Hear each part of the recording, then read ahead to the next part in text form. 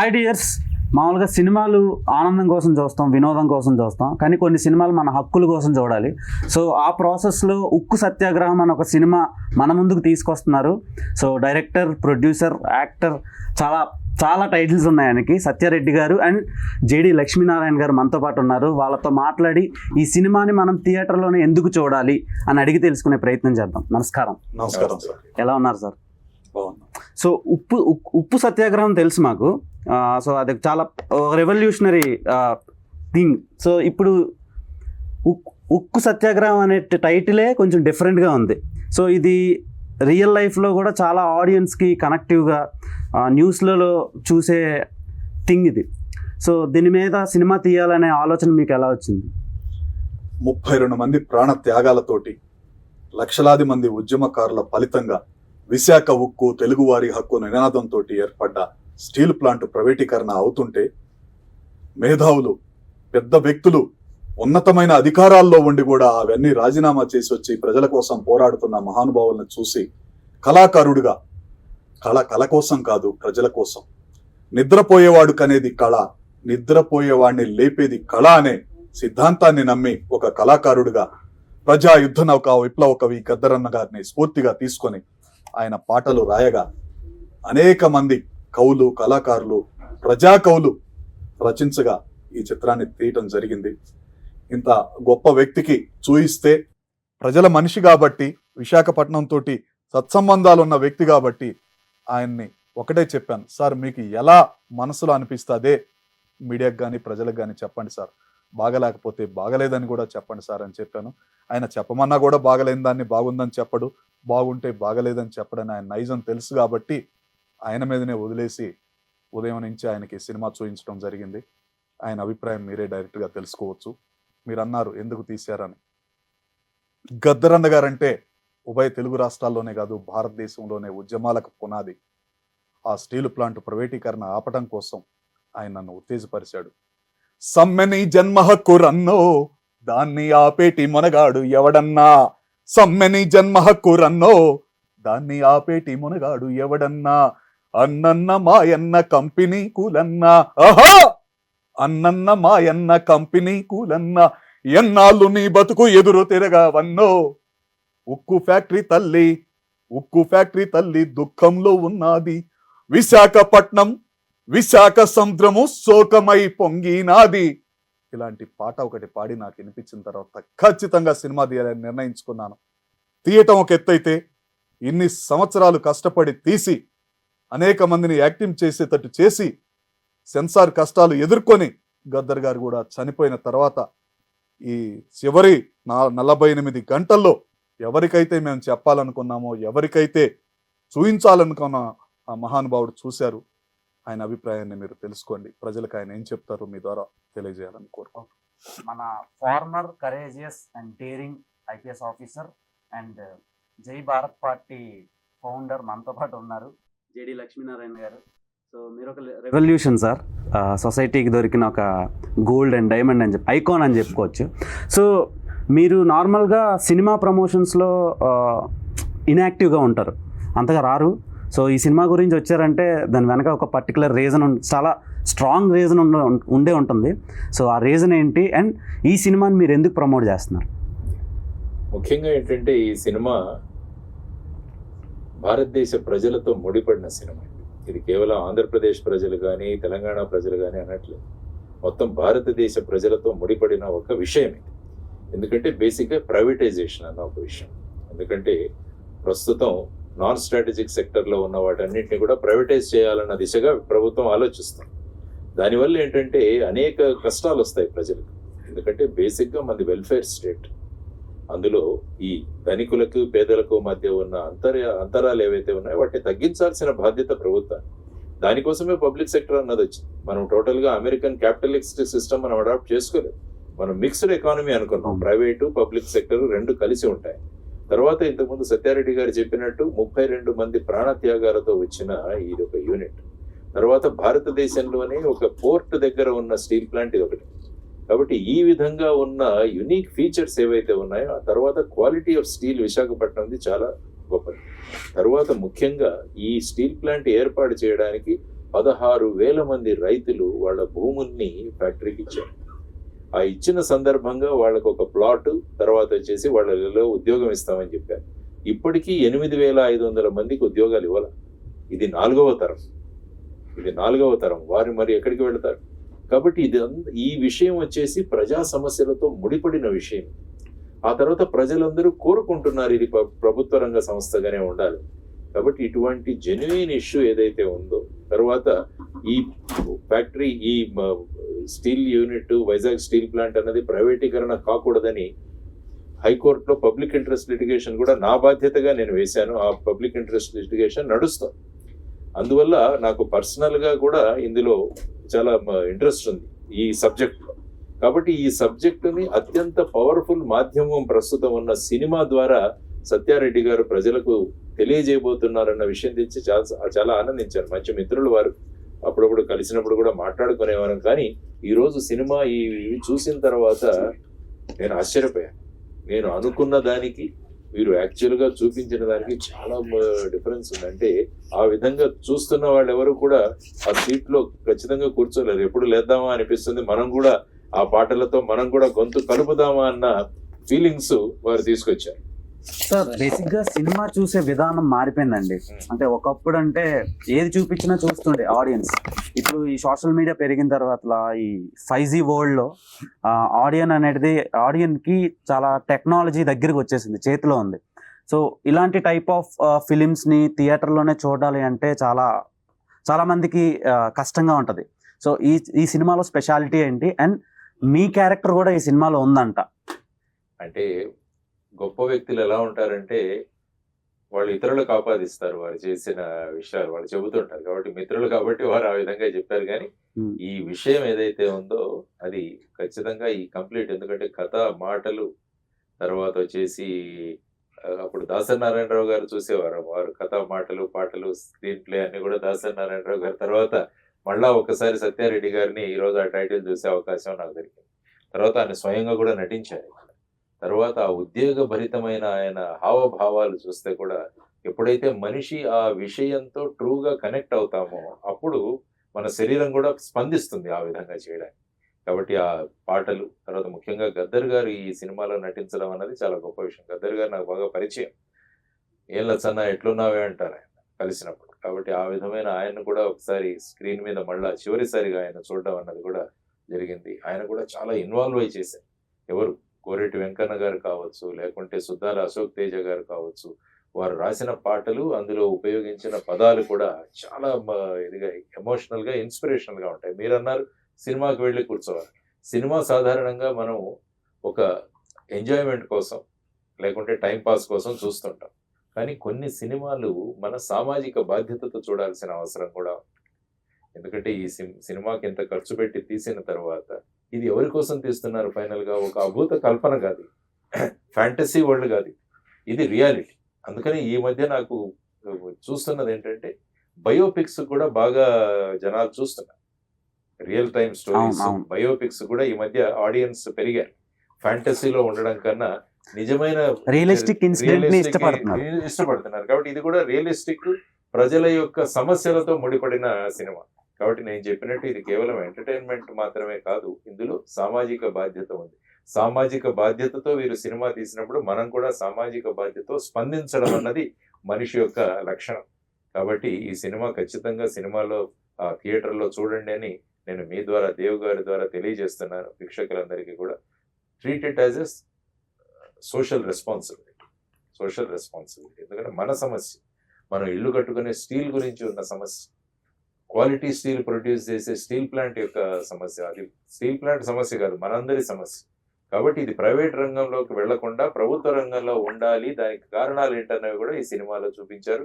తర్వాత ఏ విధంగా ఆ సమయంలో విద్యార్థులు వాళ్ళ 32 మంది వాళ్ళ ప్రాణత్యాగాలు చేశారు. అప్పుడు చాలా మంది, తెన్నేటి విశ్వనాథం గారు కావచ్చు, గౌతు లచ్చన్న గారు కావచ్చు, వీరందరూ కూడా వాళ్ళ పదవులను వదిలేశారు. సుమారుగా 55 మంది వాళ్ళ పదవులను వదిలేసి వచ్చేసారు. సార్, ఇఫ్ స్టీల్ ప్లాంట్ ప్రైవేటీకరణ అయితే సిచ్యువేషన్ ఏంటి? అంటే ఏమవుతుందంటే ఈ ప్రైవేటీకరణ కాకూడదు అని ప్రజలు కోరుకుంటున్నారు. అన్ని రాజకీయ పక్షాలు కూడా వేదికల మీద మాట్లాడుతున్నారు. ఇంక్లూడింగ్ భారతీయ జనతా పార్టీ కూడా ఈ స్టీల్ ప్లాంట్ ప్రైవేటీకరణ అవ్వదనే చెబుతున్నారు. అది అందరూ ఆ విధంగా మాట్లాడుతున్నప్పుడు మాకు కూడా ఆనందం కలుగుతుంది. అంటే ఈ స్టీల్ ప్లాంట్ ప్రైవేటీకరణ అవ్వదులే. కానీ ఎప్పుడైతే మనం మాట ఇచ్చిన తర్వాత మన చర్యలు కూడా ఆ విధంగా ఉండాలి. అంటే ఈ స్టీల్ ప్లాంట్ ప్రైవేటీకరణ మేము చేయట్లేదు అని ఫైనల్ గా కేబినెట్ ఒక నిర్ణయం తీసుకుంది అనుకోండి, అది ప్రజల్లో ఒక రకమైన కాన్ఫిడెన్స్ ఇస్తుంది. కానీ ప్రతి ఒక్కరూ రావడం అవ్వదు అని చెప్పడం, కానీ కాంక్రీట్ గా స్టెప్స్ పడకపోవడం వల్ల ప్రజల్లో అనుమానాలు ఉన్నాయి. అవును. నిజంగా మనల్ని ఈ రాజకీయంగా మనల్ని ప్రభావితం చూపించడానికి చేస్తున్నారా, నిజంగా చిత్తశుద్ధితో చేస్తున్నారా అన్నది కూడా ప్రజల్లో అనుమానం కలుగుతుంది. కాబట్టి ఆ అనుమానం ఎప్పుడు రానివ్వకూడదు పొలిటికల్ పార్టీస్. కాబట్టి వారు ప్రజాపక్షపాతిగా పనిచేసే మీరు చాలా ట్విస్ట్లు ఇచ్చారు లాస్ట్ ఒక 2 years నుంచి, కామన్ పీపుల్ కి, పొలిటికల్ పీపుల్ కి, అందరికి. సో అలా ఇవ్వడానికి రీజన్స్ చాలా ఉండొచ్చు. నేను ఆ రీజన్స్ అడగను. కానీ చాలా రోజుల తర్వాత మీరు మీడియా ముందు కూడా వచ్చారు కాబట్టి కొన్ని అడగక తప్పట్లేదు. ఫస్ట్ థింగ్, జై భారత్ పార్టీ, మీరు జనసేన పార్టీ నుంచి బయటకు వచ్చి జై భారత్ పార్టీ పెట్టి సో ఓడిపోవడం జరిగింది. సో ఎలా అనిపించింది సార్, ఈ ఎక్స్పీరియన్స్ ఎలా అనిపించింది మీకు? ఇదంతా ఏంటంటే మనం పార్టీలోకి రావడము, తర్వాత ఎన్నికలు అన్నది ప్రజలను చైతన్యవంతంగా చేయడానికి వచ్చే విధానాలు. ఎందుకంటే లేకుంటే ప్రస్తుతం ఉన్న ఎన్నికల్లో ఇంత ఇన్వెస్ట్మెంట్ పాలిటిక్స్ అయిపోయాము. ఇంత డబ్బులు మీరు ఇన్వెస్ట్ చేయాలి, ఆ తర్వాత బిజినెస్ అయిపోయింది ఆటోమేటిక్. అందుకని బిజినెస్ పీపులే వస్తున్నారు, మోస్ట్ ఆఫ్ ది పీపుల్ ఈ పాలిటిక్స్. ఎంటర్ప్రెనర్స్, తర్వాత ఈ ఫ్యాక్టరీ పెద్ద పెద్ద యూనిట్స్ పెట్టిన వాళ్ళు, ఈ విధంగా వాళ్ళందరూ దిగుతున్నారు. సో దానివల్ల ఏమవుతుందంటే ఇన్వెస్ట్మెంట్ పాలిటిక్స్ కాస్ట్లీ పాలిటిక్స్ అయిపోతున్నాయి ఇవన్నీ. కాబట్టి దీని నుంచి నిజమైన ప్రజాస్వామ్యం తీసుకురావాలంటే ఒక హోప్ ఎక్కడైనా క్రియేట్ చేయాలి. అందువల్ల దాన్ని ఓటర్లను చైతన్యవంతులుగా చేసే బాధ్యత మేము ముఖ్యంగా జై భారత్ నేషనల్ పార్టీ పెట్టిన ప్రధానమైన ఉద్దేశం. ఎందుకంటే ఒక పార్టీ ఓవర్ నైట్ ఎప్పుడు కూడా అవ్వదు. ఇది ఒక లాంగ్ డ్రాన్ బ్యాటిల్. ప్రజలను చైతన్యవంతం చేయాలి, వాళ్ళ ఓటు హక్కు సక్రమంగా వినియోగించుకోవాలి. మనం మాల్కి వెళ్తే ప్రతి వస్తువు చూసి కొనుక్కుంటాం. సపోజ్ తోపుడు బండి మీద వస్తున్న వస్తువు కూడా మనం చూసుకుంటాం. మన పిల్లల్ని జాయిన్ చేయాలంటే మంచి స్కూల్ ఏదని చూసుకుంటాం. తర్వాత మనం ఎవరైనా ఒంట్లో బాగాలేకుంటే ఏ హాస్పిటల్, మంచి హాస్పిటల్ ఏదని 10 మందిని ఎంక్వైరీ చేస్తాం. క్వాలిటీ అంటే మన చేతిలో ఉన్న ఇంత ఓటు హక్కుని మనం ఎవరిని ఎన్నుకుంటున్నాం అన్నది కూడా చాలా విషయం. ముఖ్యంగా సుమారుగా చూస్తే 37 నుంచి 38% క్రిమినల్ రికార్డులు ఉన్నవాళ్ళు పార్లమెంట్ లో ఉన్నారు. ఎగ్జాక్ట్లీ. మరి వీటన్నిటి గురించి ప్రజలను జాగరూకత చేయడం అన్న బాధ్యత మన మీద ఉంటుంది. సో ఆ బాధ్యతతో వచ్చామన్నమాట. So it's long run process. ముందుకు తీసుకెళ్తాం, ఎలక్టోరల్ రిఫార్మ్స్ కూడా తీసుకురావాలి. అదే అంటే బేసిక్ గా సార్, నార్మల్ గా ఎవడెలా పోతే నాకేంటి అనుకునే ఈ జనరేషన్ లో మీలాంటి పర్సన్ మీ పర్సనల్ లైఫ్ మొత్తం పక్కన పెట్టి థ్రెటనింగ్స్ ఉన్నా సరే భయపడకుండా మాక్సిమం అవేర్నెస్ క్రియేట్ చేయడానికి ట్రై చేస్తున్నారు. సో మీ లైఫ్లో జరిగిన చాలా కేసులే సినిమాలు తీసి హిట్లు కొట్టి డబ్బులు కూడా సంపాదిస్తున్నారు. సో వాటి మీద మీ ఒపీనియన్ ఏంటి? అండ్ ఈ సినిమా కూడా సేమ్ అలానే అవేర్నెస్ కోసమే తీసినట్టు కనిపిస్తుంది. సో అండ్ దీనికోసం డెఫినెట్ గా, ఎందుకంటే ప్రజలలో, అందుకనే చెప్పాను నేను, బయోపిక్స్ అన్నవి చాలా ముఖ్యంగా యూత్ ని చాలా ఆకర్షిస్తాయి. తర్వాత వచ్చేసి ప్రజా సమస్యలు తెలుసుకోవడానికి కూడా ఇప్పుడు ఏంటంటే సోషల్ మీడియా వచ్చాక రకరకాల వ్యూ పాయింట్స్ వస్తుంటాయి. కాబట్టి ఒక ఆథెంటిక్ ఇన్ఫర్మేషన్ కూడా రావడం చాలా అవసరం. అది కూడా మెయిన్ స్ట్రీమ్ దీంట్లో ఫిల్మ్ లో రాగలిగితే అది ఇంకా ప్రభావవంతంగా ఉంటుంది. ఎందుకంటే సోషల్ మీడియాలో ఎవరు ఏదైనా మాట్లాడచ్చు, కానీ నిజమైన సినిమా తీస్తున్నప్పుడు అది కూడా ఇటువంటి పబ్లిక్ ఇష్యూని తీసుకొని చేస్తున్నప్పుడు అందులో చాలా రీసెర్చ్ కూడా చేసింటారు. ఎందుకంటే సినిమాలో కొన్ని ఇవి చూస్తే అప్పుడున్న విజువల్స్ అవన్నీ కూడా ఇందులో పెట్టారు. ట్రైలర్ లో చాలా రియలిస్టిక్ గా ఉంది సినిమా. అందుకనే, ఎందుకంటే అది ఖచ్చితంగా నచ్చుతుంది. ఎందుకంటే బేసిక్ గా మన దగ్గర యువతరం చాలా పెద్ద సంఖ్యలో ఉన్నారు. కాబట్టి వాళ్ళను ప్రభావితం చేస్తే వాళ్ళే రేపు దేశాన్ని ముందుకు తీసుకెళ్లాల్సిన వాళ్ళు. కాబట్టి వాళ్లకు ఏ విధంగా ఇష్యూస్ పరిచయం చేయాలన్న దృష్టితో కూడా వీరు కూడా ఒక సోషల్ రెస్పాన్సిబిలిటీతో తీసిన సినిమా. అందుకని నేను చెప్పాను, మనం కూడా ఒక సోషల్ రెస్పాన్సిబిలిటీగా దానికి రెస్పాండ్ అవ్వాలి అని అంటున్నాను అన్నమాట. ఈ సినిమాకి బిగ్గెస్ట్ మీరే సార్. ఎందుకంటే ప్రమోషనల్గా చెప్తున్నాను నేను. ఒక రకంగా ఒక సినిమా తీసి ఆడియన్స్ వరకు తీసుకురావడం చాలా కష్టం. తీయడం ఒక రకమైన కష్టం. అది ఒక కామన్ ఆడియన్స్ వరకు తీసుకురావడం అనేది అది కత్తి మీద సాము లాంటిది. సో దాంట్లో మీరు పాల్గొన్నందుకు వీళ్ళు నిజంగా లక్ ఫీల్ అవ్వాలి. అండ్ ఈ ప్రమోషనల్ ఈవెంట్కి మీరు వచ్చి ఉక్కు సత్యాగ్రహం ఆడియన్స్కి చూడమని మీరు మీ వాక్యాల్లో ఎలా చెప్తారు ఆడియన్స్? డెఫినెట్గా, ఎందుకంటే మన ప్రజాస్వామ్యంలో మన జీవితాలతో అనేక అంశాలు ముడిపడి ఉంటాయి. ఆ అంశాల గురించి మనకు ఒక అవగాహన ఉండడం చాలా అవసరం. ఆ అవగాహన మనం పేపర్లో చదవచ్చు, లేకుంటే టీవీ ఛానల్స్లో చూడవచ్చు. కానీ మన భారతదేశంలో, ముఖ్యంగా దక్షిణ భారతదేశంలో అత్యంత పవర్ఫుల్ ఏదైనా మీడియా ఉంటే అది సినిమా. ఎందుకంటే లక్షలాది మంది ఫ్యాన్స్ ఉంటారు. ఒక్కొక్క సినిమా హీరో తీసుకుంటే లక్షలాది మంది ఫ్యాన్స్ ఉంటారు. తర్వాత రాజకీయాల్లో కూడా సినిమాలో ఉన్న వాళ్ళని ఆదరించింది మన దక్షిణ భారతదేశం. అటు తమిళనాడు కావచ్చు, ఇటు ఆంధ్రప్రదేశ్ కావచ్చు, కర్ణాటక, ఇవన్నీ కూడా వీళ్ళందరూ కూడా ఈ విధమైన ప్రభావం.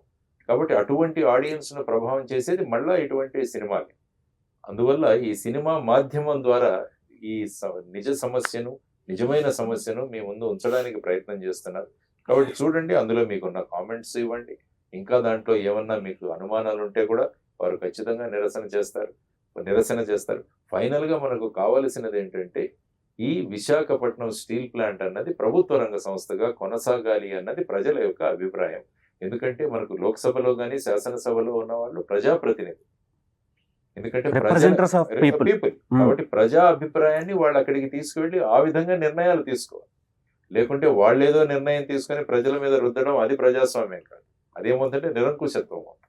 కాబట్టి ప్రజాస్వామ్యంలో ప్రజలందరూ ఈ విధంగా కోరుకుంటూ, దానికి ప్రజలు కూడా సింపుల్ సొల్యూషన్లు ఇచ్చారు. ఏంటి, ఈ స్టీల్ ప్లాంట్కి మీరు స్వతంత్ర గనులు కేటాయించండి, ఇండిపెండెంట్ వాళ్ళు మైన్స్ కేటాయించండి, లేకుంటే స్టీల్ అథారిటీ ఆఫ్ ఇండియాలో దీన్ని కలపండి. Simple solutions. ఈ రెండు కూడా ప్రభుత్వాలు చేయవచ్చు. మరి ఆ విధంగా చేయడానికి ఇంత సమయం ఎందుకు పడుతుందని ప్రజలు అడుగుతున్నారు. కాబట్టి దాన్నే ఇందులో ప్రతిబింబించారనమాట. ఇంత సింపుల్ సొల్యూషన్ ఉన్నా కూడా మనం ఈ విధంగా ఎందుకు చేయట్లేదన్నది ప్రజల్లో ఉన్న ఆలోచన, వాళ్ళ అనుమానాలను ఇక్కడ చిత్ర రూపంగా చూపించి, మళ్ళా దీని ద్వారా ప్రజల్లోనూ ప్రభుత్వం మీద కూడా ఇంపాక్ట్ కలుగజేసే విధంగా ఉంది ఈ సినిమా. ప్రభుత్వం కూడా మా బాధ్యత ఎక్కడో విస్మరిస్తున్నామన్నది కూడా ఈ సినిమా చెబుతుంది. వాళ్ళకి ప్రభుత్వం కూడా మన బాధ్యత ఎక్కడో విస్మరిస్తున్నామన్న వారికి కూడా ఒక చొరక అనిపిస్తుంది ఖచ్చితంగా ఈ సినిమా. ఓకే, సత్యారెడ్డి గారు నార్మల్గా ఒక యాక్టర్గా చేయడం అనేది టఫ్ అన్నమాట. చాలా కాంప్లికేషన్స్ ఉంటాయి. ఒక ప్రొడ్యూసర్గా చేయడం అతనికి ఒక కాంప్లికేషన్ ఉంటుంది. తర్వాత ఒక రైటర్గా చేయడం అతనికి ఒక వర్క్ చాలా హార్డ్ ఉంటుంది అన్నమాట. సో ఇవన్నీ మీరే నెత్తినేసుకొని వర్క్ చేశారు కదా. సో సార్ అన్నట్టు మన సౌత్ ఇండియాలో చాలామంది స్టార్స్ ఉన్నారు, సూపర్ స్టార్స్ ఉన్నారు. ఫ్యాన్ బేస్ అంటే వాళ్ళకు ఉండే ఫ్యాన్ బేస్తో నిజంగా టర్న్ చేసేస్తారు. సో అంత మంచి స్టార్స్ ఉన్నప్పుడు మీరే ఎందుకు హీరోగా చేశారు? అంటే చాలామంది ఉన్నారు కదా, ఎవరిని ఎందుకు పిక్ చేసుకోలేకపోయారు? ఇందాక సార్ చెప్పారు గొప్పవారు ఎప్పుడు చెప్పుకోరని. గద్దర్ గారు రీసెర్చ్ చేసి తెలుగు రాష్ట్రాల్లో ఎవరైనా నిజాతీపరుడు ఉన్న ఆఫీసర్ కానీ నాయకుడు కానీ ఉన్నారంటే సార్నే పరిగణలోకి తీసుకున్నారు. మీరు ఇందాక చెప్పారు ఆయన స్టోరీలు, నిజ జీవితంలోని స్టోరీలు తీసి హిట్లు కొట్టి డబ్బులు కూడా సంపాదించారని. కొంతమంది అలా తీసుకుంటే ఆయన ఉన్నత భావాల్ని, ఉద్యమ భావాల్ని గద్దర్ గారు ఊహించుకొని, ఒక ఇన్స్పిరేషన్ కావాలి ఒక క్యారెక్టర్కి, ఖచ్చితంగా ఆయనను ఊహించుకొని, అక్కడ ఉన్న ఉద్యమకారులని ఊహించుకొని, జరిగిన హిస్టరీని తీసుకొని ఖచ్చితంగా ఆయన దృష్టిలో పెట్టి తీసుకున్నాం. లాస్ట్ మినిట్ వరకు ఆయనకి ఎందుకు చెప్పలేదంటే, థియేటర్లు కానీ మీకు తెలిసినే ఉంటుంది, ఇలాంటి సినిమాలకు ఇవ్వటానికి ముందుకు రాకపోవచ్చు. ఈ టైప్ సినిమా అనేది ముందే ఎందుకు అది చెప్పాలని. కానీ వేయలేని థియేటర్లు కొంతమంది, మా థియేటర్లో ఈ సినిమా ఆడితే బాగుండేదేమో అనే రోజు ఇంకో 48 గంటల్లో రాబోతుంది. మీరు అన్నారు ఆయన సెట్, చాలా మా అదృష్టం. నాకంటే కూడా విశాఖ ప్రజలు, స్టీల్ ప్లాంట్ ఉద్యోగులు, భూ నిర్వాసితుల అదృష్టం ఆయన ఈ సినిమా చూడటం. ఆయనకు ఒకవేళ నచ్చి ఉండకపోతే, నేను తప్పుదారి పట్టించుంటే దాంట్లో సత్యారెడ్డి గారు ఫోన్ వచ్చింది వెళ్ళిపోతున్నాను అంటాడు. ఒక్క సెకండ్ కూడా నాకు సమయం ఇచ్చేవాడు కాదు, మీడియాతోటి మాట్లాడేవాడు కాదు. ఆయన చూడని మీడియా కాదు, ఆయన చూడని నేషనల్ మీడియా కాదు, ఇంటర్నేషనల్ స్థాయిలో వెళ్ళాడు. రియల్గా ఆయన మా కథానాయకుడు. ముందు చెప్తే దాని మీద ఎన్ని ఇబ్బందులు ఉంటాయన్న కారణంతో అన్ని రెడీ అయినాక రిలీజ్కి వెళ్ళే ముందు చెప్తున్నా. మనస్ఫూర్తిగా మీ ద్వారా సార్కి ధన్యవాదాలు. ఈ చిత్ర యూనిట్ అందరి తరపున, గద్దర్ గారి ఆత్మ తరపున, గద్దర్ గారి కుమార్తె తరపున కూడా హృదయపూర్వక. ఆమె చెప్పింది డయాస్ మీద, మిమ్మల్ని చూస్తూ పెరిగాం సార్, మాలో ఇన్ని భావాలు ఉన్నాయంటే మీరు కూడా ఒక ఇన్స్పిరేషన్ సార్. అలాంటి వాళ్ళు తెలుగు రాష్ట్రాల్లో ఎన్నో వందల వేల మంది ఉన్నారు, వాళ్ళల్లో నేను ఒకడిని. రాజకీయాల్లో వేరుగా ఉన్నా కానీ భావాల్లో, ఉద్యమాల్లో ఎన్నోసార్లు కలిసాం ఆయనతోటి. చాలాసార్లు చెప్పాను సార్ మీరంటే ఇన్స్పిరేషన్ అని, వాళ్ళల్లో నేను ఒకడిని. ఈ కథానాయకులు మీరు అన్నట్టు నేను అడిగితే చాలామంది వస్తారు. నేను చాలామంది కథానాయకులతోటి 53 సినిమాలు తీశాను. ఇదే ఛాంబర్లో ప్రొడ్యూసర్ సెక్టర్ చైర్మన్గా ఎలక్టెడ్ బాడీలో గెలిచాను. కానీ ఒక అమ్మాయిని పెట్టుకున్నాము హీరోయిన్గా, ఒక క్యారెక్టర్ని. ఒక వారం రోజులు యాక్ట్ చేసిన తర్వాత 2 డైలాగులు వినేసి ఇది ఏదో తేడా కొడుతుంది, మాకేదో మళ్ళీ కమర్షియల్ సినిమా కాదని నా డబ్బులు నాకు ఇచ్చి పారిపోయింది. అలా రీషూట్ చేశాం. గద్దర్ గారు చెప్పినా కూడా ఆవిడ అలా పెద్దవాళ్ళు ముందుకు రాకపోవచ్చు, వాళ్ళ రిస్ట్రిక్షన్స్ ఉంటాయి. పెద్ద హీరోయిన్ తోటి నేను చేశాను, వరల్డ్ మిస్ వరల్డ్ తోటి కరిష్మా కోటక్, శంకర్ దాదా జిందాబాద్లో చిరంజీవి గారి పక్కన చేసిన అమ్మాయి తోటి 2వ సినిమా నేను హీరోగా, అమ్మాయి హీరోయిన్ గా చేశాను. నాకు Super. తెలియని ఇండస్ట్రీ కాదు, నాకు తెలియని డైరెక్టర్ లేరు, హీరోలు లేరు, హీరోయిన్స్ లేరు. 25 సంవత్సరాల నుంచి ఇదే కళామ తల్లిని నమ్ముకొని ఉన్నాను. నా కుటుంబం, నా మిత్రులందరూ కూడా వందలాది మంది ఉన్నారు. చేయలేరేమో, వాళ్ళు ముందుకు రారేమో నుంచి దాన్ని అప్రోచ్ కాలేదు తప్ప పెద్దోళ్ళతోటి చేయాలని ఉంది. ఎవరు చేయనప్పుడు నాకు తప్పదు కాబట్టి చేశాను. చాలా చేంజెస్ జరిగినాయి మన ఏపీ అండ్ టిఎస్ పాలిటిక్స్ లో. మీరు బయటకు వచ్చిన తర్వాత వాళ్ళ సిద్ధాంతాలు బాగాలేదని బయటకు వచ్చారు మీరు. సో ఇప్పుడు ఎలా ఉంది సార్, రూలింగ్ ఎలా అనిపిస్తుంది? రూలింగ్ ఎప్పుడు కూడా నేను కోరుకునేది ఏంటంటే ప్రజల యొక్క స్థితిగతులు మారాలి. ప్రజల యొక్క స్థితిగతులు మారి వారి అందరి అభిప్రాయాలు ఏవైతే ఉన్నాయో, వారు ఏ విధంగా ప్రభుత్వాన్ని చూస్తున్నారో వాటిని నిజం చేయడం ప్రభుత్వం యొక్క బాధ్యత.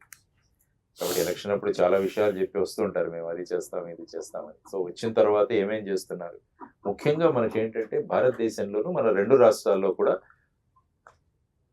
యువతరం చాలా పెద్ద సంఖ్యలో ఉందని చెప్పారు. తర్వాత చాలా మంది ఇప్పుడు ఉద్యోగాల కోసం చూస్తున్నారు. ఉద్యోగాలకు అంటే ప్రభుత్వ ఉద్యోగాలు కావచ్చు, ప్రైవేట్ కావచ్చు, స్వయంగా కూడా వాళ్ళు ఎంటర్ప్రినర్స్ కూడా మారచ్చు. ఈ విధమైన వాతావరణాన్ని కలుగు చేయాల్సిన బాధ్యత ప్రభుత్వం మీద ఉంది. మీరు ప్రభుత్వ ఉద్యోగాలు కొంతమందికే ఇవ్వగలరు, మిగతా వారందరికీ కూడా పెద్ద ఎంప్లాయ్మెంట్ బేస్ క్రియేట్ చేయాలంటే ఇన్వెస్ట్మెంట్లు తీసుకురావాలి, బయట నుంచి కొత్త యూనిట్స్ రావాలి. ఆ తర్వాత ఎవరైనా స్వయంగా మేము చేస్తాము అనుకుంటే వాళ్లకు చేయూతగా నిలబడి స్టార్టప్స్ కావచ్చు, ఎంటర్ప్రినర్షిప్ కావచ్చు, వీటన్నిటి కూడా వాళ్ళకి ఇవ్వగలగాలి. ఈ విధంగా ప్రభుత్వం పనిచేయాలని ఎప్పుడు కూడా కోరుకుంటాం ఈ 2 రాష్ట్రాల్లో కూడా. ఎందుకంటే యువతరాన్ని మనం మిస్ చేసుకుంటే ఆ తర్వాత యువతరం ఏ మార్గంలో వెళుతుందన్నది కూడా చాలా కష్టం. అండ్ వన్ మోర్ థింగ్ ఏంటంటే చాలా మైగ్రేషన్స్ మన ఏపీ నుంచి తెలంగాణ నుంచే జరుగుతున్నాయి. లాస్ట్ 1.5 2-3 years నుంచి maximum number of students and youth బయటకు వెళ్ళిపోతున్నారు. అది బిజినెస్ అవనాయండి, స్టడీస్ అవనాయండి. దానికి ఎప్పుడు సార్ ఫుల్ స్టాప్ పడుతుంది? అంటే ఏంటంటే విదేశాలకు వెళ్ళి అక్కడ చదువుకొని అక్కడ చేయడం దాంట్లో ఏమీ అభ్యంతరం తీసుకోకూడదు. ఎందుకంటే అక్కడ ఎడ్యుకేషన్ బాగుంటే వెళ్ళండి. అందుకనే ఎప్పుడు ఏంటంటే లెర్న్, ఎర్న్ అండ్ రిటర్న్ అంటాం. అక్కడ వెళ్ళి చదువుకోండి, సంపాదించండి, మళ్ళీ దేశానికి రండి. చేసి ఇక్కడ మన దేశంతో మన బాధ్యత ఉంది. We have to pay back to the society. ఈ సొసైటీ నుంచి ఎంతో తీసుకున్నాం కాబట్టి మళ్ళీ ఈ సొసైటీకి ఇవ్వాల్సిన బాధ్యత మన మీద ఉందని. తరువాత ఈ మైగ్రేషన్ జరగకుండా చూడాల్సిన బాధ్యత కూడా మళ్ళా ప్రభుత్వాలు, గవర్నమెంట్ది. ఎందుకంటే ఆ విధమైన అట్మాస్ఫియర్, ఆ విధమైన ఇండస్ట్రియల్ సెటప్, ఆ తర్వాత ఆ విధమైన యూనివర్సిటీస్, ఇవన్నీ కూడా చేయాల్సిన బాధ్యత ప్రభుత్వం మీద ఉంది. కాబట్టి ఆ విధంగా ప్రభుత్వాలు ఆలోచిస్తూ ఈ మైగ్రేషన్ నేను ఎలా తగ్గించగలను, అక్కడ నుంచి మైగ్రేషన్ ఇక్కడికి ఎందుకు రాకూడదని ఆలోచించాలి ప్రభుత్వం. అమెరికా వాళ్ళు వచ్చి ఇక్కడ చదువుకోవాలని వాళ్ళకి ఎందుకు కోరుకోవట్లేదు? ఆ విధమైన పరిస్థితిని కల్పించాల్సిన బాధ్యత మనది. ఆ విధంగా చేసుకుంటూ వెళుతూ తర్వాత ఈ భావోద్వేగాలు ఇవన్నీ రెచ్చగొట్టకుండా డెవలప్మెంట్ మీదే అందరూ గనక మనం కాన్సన్ట్రేట్ చేయగలిగితే తర్వాత ఈ పొలిటికల్ పార్టీస్ కూడా అపోజిషన్ వీళ్ళు రోజు కొట్టుకోవడమే సరిపోతారు. అలా కాకుండా ఎలక్షన్స్ అయిపోయిన తర్వాత అందరూ కన్స్ట్రక్టివ్గా కనుక కూర్చొని సలహాలు సూచనలు తీసుకుని వెళ్ళగలిగితే మనం అభివృద్ధిలో పోటీ పడతాం. లేకుంటే ఎవరిని ఎలా తిడుతున్నామని దీంట్లో పోటీ పడుతున్నాం మనం ఎక్కడ చూసినా కూడా. కాబట్టి అది పోటీ కాకూడదు, పోటీ అభివృద్ధి. అందరం కలిసి రాష్ట్రాన్ని ఎలా అభివృద్ధి చేయగలం అన్న దాని మీద వాళ్ళు కాన్సన్ట్రేట్ చేయాలని నేను కోరుకుంటాను. ఓకే, ఎనీథింగ్ సెక్యులరిజం పేరుతో చాలా లొల్లిలు జరుగుతున్నాయి, బయట చాలా గొడవలు జరుగుతున్నాయి. అది రిలీజియస్ డిస్క్రిమినేషన్ కావచ్చు, ఎక్కడైనా కాదు, బంగ్లాదేశ్లో కూడా సేమ్ ఇష్యూస్. సో వాటి మీద మీ ఒపీనియన్ సార్? ఇప్పుడు ఏంటంటే మనం బేసిక్గా నేను అందుకనే అంటాను, మన మతం మన పూజ గదిలో, మన కులం మన గడప దగ్గర ఆగిపోవాలి. మనం ఇంటి నుంచి బయటపడిన తర్వాత అందరం కూడా ఈ దేశం యొక్క పౌరులు అన్న భావనతో మనం ముందుకు వెళ్ళాలి. కాబట్టి మన భారత రాజ్యాంగం కూడా ఈరోజు కాన్స్టిట్యూషన్ అడాప్షన్ డే ఈరోజు 26th నవంబర్. కాబట్టి ఈరోజు మన సెక్యులర్ అండ్ సోషలిస్ట్ ఈ 2 పదాలు మనకు 42వ కాన్స్టిట్యూషన్ అమెండ్మెంట్ యాడ్ చేసుకున్నాం. నిన్ననే సుప్రీంకోర్టు కూడా చెప్పింది ఇవి 2 కూడా ఉండాలి. సెక్యులర్ అంటే అన్ని మతాలను సమంగా ప్రభుత్వం ఆదరించడం. సోషలిజం అంటే కేవలం కొంతమంది చేతుల్లో మాత్రమే ఆదాయం లేకుండా అందరికీ దాన్ని ఇవ్వగలగాలి. ధనికులు పేదలకు మధ్య ఉన్న ఈ వ్యత్యాసం ఏదైతుందో ఈ వ్యత్యాసాన్ని తగ్గించాలి. మరి ఈ రెండు జరగట్లేదు కదా. జరగాలి కదా, మరి అటువంటి వాళ్ళని ఎన్నుకోవాలి ప్రజలు. మరి అటువంటి ఆలోచనలు ఉన్న వాళ్ళని చేసుకోవాలి. ఇప్పుడు ఈ ఉక్కు సత్యాగ్రహం అవుతోంది, ఉద్యమం అవుతోంది అంటే ఏ విషయం కూడా ఉద్యమం స్థాయికి వెళ్లకుండా చూసుకోవాల్సిన బాధ్యత ప్రభుత్వాల మీద ఉంది. అంటే ఫైనల్ గా ఇప్పుడు చూసాం, మన రైతులది కూడా మనం చూసాం. రైతులు కూడా ఒక సంవత్సరం రోజు వాళ్ళు అక్కడ బార్డర్ లో కూర్చోవడం వల్ల ఆ 3 చట్టాలను వెనక్కి తీసుకెళ్లాల్సి వచ్చింది. ఎప్పుడు కూడా ప్రభుత్వాలు ప్రజల యొక్క అభిప్రాయాలను తీసుకొని వాటిని స్పందించి వాళ్ళతో డైలాగ్ ఇవ్వాలి, వాళ్ళతో చర్చించాలి. మా నిర్ణయం ఇలా ఉంది, మీరు ఇలా అంటున్నారు, అందరూ కూర్చొని చర్చించుకొని ఫైనల్ గా దానికి ఒక సొల్యూషన్ తీసుకురావాలి. అలా కాకుండా మేము ఇదే చేస్తాము అంటే ఫైనల్ గా ఇలాంటి సత్యాగ్రహాలు చేయాల్సిన అవసరం వస్తుంది. ఆ అవసరం రాకూడదు ఎప్పుడు కూడా ప్రభుత్వం. సో ఆ విధంగా ఆలోచించాలి. కాబట్టి ఏంటంటే ఈ సెక్యులరిజం గురించి మీరు మాట్లాడారు కాబట్టి అందరూ మనం ఒకరినొకరు గౌరవించుకోవడం, ఇదే ప్రతి రిలీజియన్ కూడా చెబుతుంది, ప్రతి మతం కూడా ఇదే చెబుతుంది. ప్రతి ఒక్కరిలో దేవుడు ఉంటాడు, ఆ దేవుడిని గౌరవించాలి అన్నదే మనం అనుకుంటున్న విషయం. కాబట్టి ఇటువంటి ఆలోచనలు చేసి ఈ విధంగా మతాలు కులాలు అని ప్రజల్ని రెచ్చగొట్టడం అది కరెక్ట్ కాదు. ఎప్పుడు కూడా కేవలం ఎన్నికల కోసం ప్రజలను విభజించడం అన్నది, ఈ మతాలు కులాల పేరిట ఇంత అభివృద్ధి చెందుతున్నాం, ఇంత చదువుతున్నాం, ఇంకా మనం మతాలు కులాల మీదే మన ఆలోచనలు ఉండిపోతే మరి అభివృద్ధి దిశగా ఎప్పుడు వెళతాం మనం? ఇది అందరూ ఆలోచించాల్సిన అంశం. ఫైనల్ గా వై షుడ్ బి వాచ్ ఉక్కు సత్యాగ్రహం in theatres on November 29th అంటే మీరేం చెప్తారు? Yes, it is my social responsibility అంట. ఎందుకంటే ప్రజా సమస్యలతో ముడిపడిన విషయం, ప్రజల యొక్క అభిప్రాయాలతో ముడిపడిన విషయం, దేశం యొక్క ప్రగతి కోసం ముడిపడిన అంశం. కాబట్టి ఈ 3 అంశాలు ఉన్నాయి కాబట్టి ఈ సినిమాలో ఖచ్చితంగా చూడండి. ఇటువంటి విషయాలను ప్రోత్సహిస్తే ఏమవుతుందంటే ఇటువంటి సబ్జెక్టులు వస్తాయి. ఓకే, ఎందుకంటే ఇటువంటి విషయాలు real time problems, real time issues కి మనం ప్రేక్షకులు గనక ప్రోత్సాహం ఇస్తే ఎంతో మంది ప్రొడ్యూసర్స్ వీళ్ళు కూడా నిజమైన సమస్యలను బయటికి తీసుకొచ్చి ప్రజలకు ఇస్తారు. దీనివల్ల ప్రభుత్వాల మీద కూడా దాని ప్రభావం ఉంటుందని తెలుసుకోవాలి. కాబట్టి ఇది ఆదరించాల్సిన సామాజిక బాధ్యత ఉందని నేను అనుకుంటాను. ఓకే, అండ్ సత్యారెడ్డి గారు, 1 word అబౌట్ ఉక్కు సత్యాగ్రహం. మహనీయుల చరిత్ర, తెలుగు జాతి చరిత్ర ప్రజలకి ఈ జనరేషన్కి చూయించబోతున్నాం. ఇది తెలుగు జాతి ఏంటి, ఉక్కు సత్యాగ్రహం ఏంటి, 32 మంది ప్రాణాలతోటి సాధించుకున్న కాపాడుకోవటం ఎలా అనే దానికి సార్ చెప్పినట్టు ఇది ఒక ఇన్స్పిరేషన్గా మిగులుద్ది. సీట్లో నుంచి సినిమా అయిపోయి లేవబోయేసరికి ప్రతి ప్రేక్షకుడు తెలుగువాడు, విశాఖ ఉక్కు ఆంధ్రుల హక్కు, విశాఖ ఉక్కు తెలుగువారి హక్కు అని పైకి అంటాడు. ఒకవేళ అనలేని వాళ్ళు హృదయంలో అనుకుంటారు. ఈ సినిమా చూస్తే ఉద్యమంలో ప్రత్యక్షంగా పరోక్షంగా పాల్గొన్నట్టేనని కూడా మీ ద్వారా సార్ సమక్షంలో అందరికీ తెలియజేస్తున్నాం. Thank you sir. Thank you so much for giving your precious time to ఉక్కు సత్యాగ్రహం. అండ్ మీకు కూడా wish you all the very good luck sir. So ఈ సినిమా November 29వ తేదీన థియేటర్స్లో మన ముందుకు వస్తుంది. ఖచ్చితంగా వెళ్ళి చూడండి, ఎంకరేజ్ చేయండి. ఇలాంటి ఫిలిమ్స్ ఇంకెన్నో రావాలని మనస్ఫూర్తిగా కోరుకుందాం. Until then, signing off Dev Tompala. Bye by.